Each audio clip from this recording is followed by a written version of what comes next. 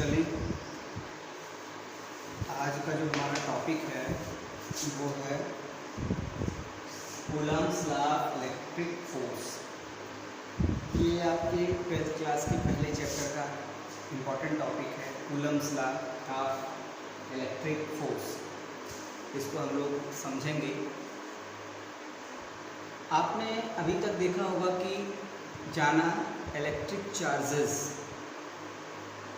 Charges जो होते हैं वो फोर्स लगाते हैं एक दूसरे पर। वो ऐसे ही फोर्स लगाते हैं जिसके लिए कूलम्स ने एक लॉ बनाया कि उनके फोर्स को हम कैलकुलेट कैसे करें, उनका इवैल्यूएशन कैसे किया जाए। एक चार्ज दूसरे चार्ज पे फोर्स कितना लगाता है। तो बेसिकली हम आपने पढ़ा है न्यूटन का ग्रेविटेशनल लॉ। मैंने फिजिक्स के नेचर को पढ़ने के बाद, जहाँ तक मैंने नेचर को पढ़ा, ये समझ में आता है कि फिजिक्स में दो चीज़ें होती हैं। एक उसकी मैटर की प्रॉपर्टी, दूसरी उसके चार्ज की प्रॉपर्टी। नेचर ने बनाया उसके मैटर की प्रॉपर्टी, चार्ज की प्रॉपर्टी। तो मैटर की प्रॉपर्टी जब हम पढ़ते हैं तो नेचर में बाय मास चार्ज से भी फोर्स लगते हैं, मास से भी फोर्स लगते हैं। जब हम मास से फोर्स का इवैल्यूएशन करते थे तो हमने देखा कि न्यूटन के लॉ से ये चीज़ें आपने पढ़ी हैं कि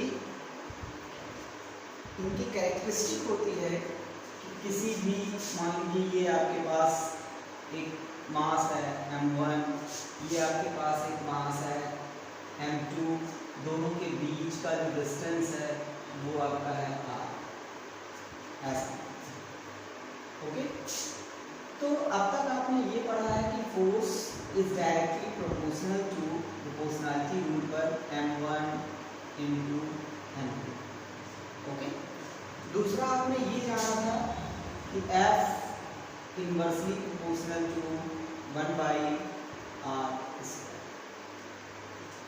inversely proportional to the distance then and directly proportional to the product of mass then. ये इतनी चीजें हमने जाना, और जब हमने इसको कंबाइन किया तो बोला कि F directly proportional to m1 m2 divided by r square. और हमने कहा कि हमारी फिजिक्स प्रोपोर्शनलिटी लेकर नहीं चल सकती, हमको इक्वलिटी चाहिए। तो हमने इस इक्वलिटी के लिए एक ग्रेविटेशनल कांस्टेंट ले लिया, F equal to G m1 m2 divided by r square. इतनी चीज़ समझ में आई हमें उस टाइम। न्यूटन ने ये किया कि दो नेचर में मास की वजह से जो हम फोर्स कैलकुलेट करते थे उसको ऐसे कैलकुलेट करते थे। नेचर की जब एक प्रॉपर्टी और हमारे सामने आई, चार्ज, तो चार्ज में फोर्स अट्रैक्शन भी होता है, फोर्स ऑफ रिपल्सन भी होता है। अब इसी के बेसिस पे कूलम्स ने एक रूल बनाया, calculation of force between two charges.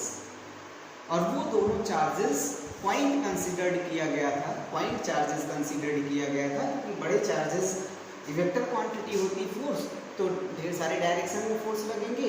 इस वजह से हम इसको पॉइंट चार्ज कंसीडर करके बेसिकली इस रूल को डिराइव किए थे। और देखते हैं कि डिफरेंस क्या है। जब हमने ये जाना कि कैरेक्टरिस्टिक में बाई चार्ज से जो फोर्स है उसको कैलकुलेट करना है, चार्ज हैं, तो सपोज दैट अगर मेरे पास एक चार्ज यहाँ पे बनाया, जहाँ मास लेते थे वहाँ Q1, और दूसरा कोई टेस्ट चार्ज, ऐसा कह सकते हैं, कोई भी चार्ज लेते हैं Q2, और Q1 से Q2 के ऊपर फोर्स या Q2 से Q1 के ऊपर फोर्स को कंसीडर कि फोर्स लग रहे हैं, इनके बीच के डिस्टेंस को हमने मान लिया r। ओके, तो इसमें भी सेम चीजें कॉपी की गई है। ऐसा कह सकते हैं coulomb copy the Newton's law. Coulomb ने न्यूटन के लॉ को कॉपी किया था, पर बेसिक डिफरेंस है और उस डिफरेंस को हम समझेंगे भी। यहाँ पे हमने कहा कि F is directly proportional to, इसको आप Fg कर दें, gravitational force, gravitational force, gravitational force. और यहाँ पे आप इलेक्ट्रोस्टैटिक फोर्स कर दीजिए, तो Fe डायरेक्टली प्रोपोर्शनल टू, मास की जगह पे ले लेंगे Q1 और यहाँ पे Q2, फिर Fe inversely proportional to 1/r²। Okay, अच्छा, बात यहीं पे नहीं खत्म होती है, इसको भी कंबाइन करते हैं। Fe directly proportional to Q1 Q2 divided by r²। Okay, यहाँ हम प्रोपोर्शनलिटी कांस्टेंट लेना है, यहाँ जैसे हमने प्रोपोर्शनलिटी कांस्टेंट g लिया है, वैसी ही बात हम जब इसके लिए करेंगे तो हमने कहा कि यहाँ हम अगर प्रोपोर्शनलिटी कांस्टेंट कूलम के नाम से c ले लें और Q1 into Q2 divided by r², but ये सफिशिएंट नहीं था कि चलो g की तरह इसको भी छोड़ दो, इसको फिक्स कर दो। क्यों नहीं था? क्योंकि मास जब फोर्स लगाता है तो बॉडी के mass, suppose that this is Earth, moon, इनके बीच में कौन सा मीडियम है, ये इफेक्ट नहीं करता, ये इफेक्ट नहीं करता, ये डायरेक्ट खींचता है। बट जब हम चार्जेस की बात करेंगे कि अगर हमारे पास सपोज दैट ये एक चार्ज है और इस चार्ज पे फोर्स लगना है,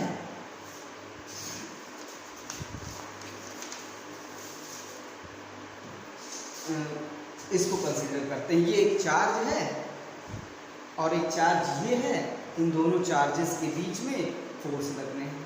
ये फोर्स ऑफ अट्रैक्शन और फोर्स ऑफ रिपल्सन कब ज़्यादा होगा कब कम होगा, इनके बीच में ये जो मीडियम आता है वो मीडियम एफर्ट करता है।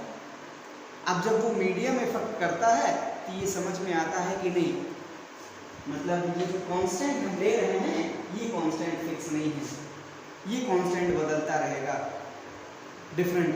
हमने दोनों ये चार्ज लिया, इसके चार्ज के बीच में ये ऐसे कागज की एक सीट ऐसे लगाई, ये ऐसा, अब दोनों के बीच के फोर्स को कैलकुलेट करने की सोची हुई।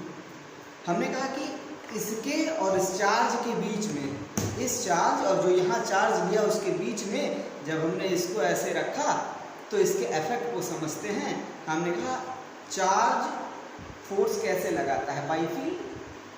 हमने ये पढ़ा है कि चार्जेस फोर्स कैसे लगाते हैं, बाई फील्ड, और फील्ड से फील्ड लाइंस निकलती हैं, ये इमेजिन की जाती है। अब हम ऐसा इमेजिन करते हैं कि ये 100 लाइंस इसको देती हैं, इसके ऊपर फोर्स लगाती हैं 100 लाइंस ऐसे।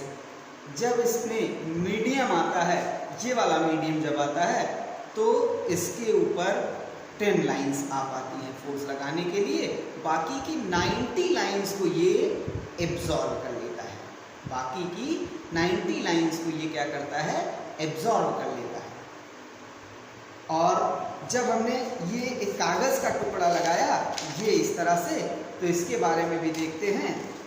सपोज दैट इसमें जो जब 100 लाइंस ये इसको देता है, 100 लाइंस देने के बाद जब कागज़ का टुकड़ा होता है तो ये 90 लाइंस जो एब्जॉर्ब कर रहा था लोहे की प्लेट, अब हम जब कागज़ का टुकड़ा लगाते हैं तो उससे कम एब्जॉर्ब करता है, इसको 20 दे देता है। सपोजिशन मान रहे हैं, ऐसा कोई प्रैक्टिकली नहीं है कि हमने कागज़ पे प्रैक्टिकल किया है कि 20 और 10 के लिए, ये मेरा सपोजिशन है। तो देखते हैं कि जब हम मीडियम चेंज करते हैं, जो मीडियम ज़्यादा सॉलिड होता जाता है, पर जिसको कहते हैं जो ज़्यादा एब्जॉर्ब करती हैं, जब ये ज़्यादा लाइन एब्जॉर्ब कर लेता है, मीन्स कौन, जो बीच में मीडियम आ रहा है, तो इसके ऊपर कम फोर्स लगता है। और जब ये कम लाइंस एब्जॉर्ब करता है तो इसके ऊपर ज़्यादा फोर्स लगता है। जो ये लाइंस को अपने अंदर एब्जॉर्ब कर लेता है, इस वाली प्रॉपर्टी को हम बोलते हैं परमिबिलिटी। इस परमिबिलिटी, इस कूलम कांस्टेंट को परमिबिलिटी से हम लोग डिस्क्राइब करते हैं। अब परमिबिलिटी से कैसे डिस्क्राइब करते हैं, ये बड़ा अच्छा है कि हम इस C को क्या लें, इस C को हम क्या लें। तो कूलम ने जब इस परमिविटी को डिस्क्राइब किया, आइए जानते हैं इस परमिविटी को कैसे डिस्क्राइब करते हैं। ये एक चार्ज है मेरे पास, एक चार्ज ये है मेरे पास।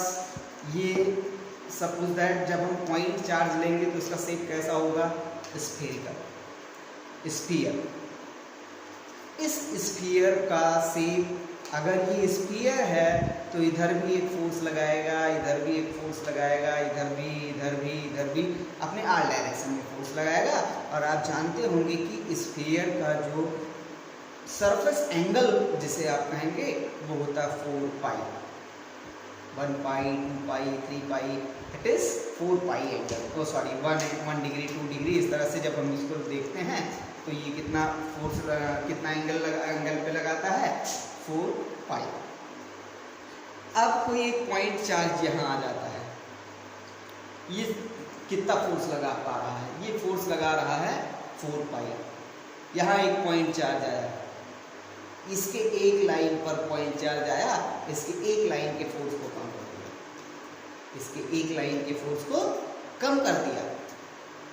इसी चीज को हमने कहा कि अगर एक लाइन के आने से फोर्स कम हुआ तो हम इसको डिस्क्राइब करते हैं कि उस पॉइंट चार्ज की वजह से लगने वाला अब इस पर जो नेट फोर्स है वो आपका हो जाएगा 1 divided by 4 pi, 1 divided by 4 पाई। अच्छा, अभी यहाँ पे परमिविटी का बात नहीं है। परमिविटी की जब हम बात करेंगे तो परमिविटी में एप्सिलॉन, उसका सिंबल बनाते हैं एप्सिलॉन। उस एप्सिलॉन को इसको कैसे डिस्क्राइब करें। अभी हमने देखा कि परमिविटी के बढ़ने से फोर्स घटता था, परमिविटी के घटने से फोर्स बढ़ता था, मीन्स इन्वर्सली रूल को फॉलो कर रहा है। तो इन्वर्सली रूल के लिए हम परमिविटी को यहाँ रखें या यहाँ रखें, परमिविटी को हम कहाँ रखते हैं, यहाँ रखते हैं, उसको बोलते हैं एप्सिलॉन।